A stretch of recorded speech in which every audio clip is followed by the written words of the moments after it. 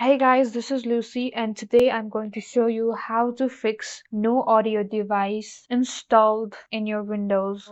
First, you will need to check if your audio device is disabled or is there a problem with it or if it's not installed at all. So for that, you will need to go to Device Manager, press on Windows plus R, and start typing devmgmt.msc,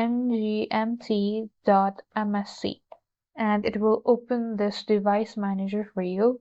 So here you will need to search for sound, video, and game controllers and go to your default audio device. So if you don't know which one is your audio device, just right click on anyone and look out for the location. If it says internal high definition audio bus, then it's your default audio device. Now here you need to right click and update the driver. Click on search automatically for drivers and it will update your audio device in your Windows. Now after that you will need to click on this enable device. Right now it's enabled in my device. If in your computer it's disabled, then it will show an option for enable device. Click on that and you will see that your problem has been fixed. And that's it for this video. Thank you guys for watching. Like and subscribe for more videos, and I'll meet you guys in the next video.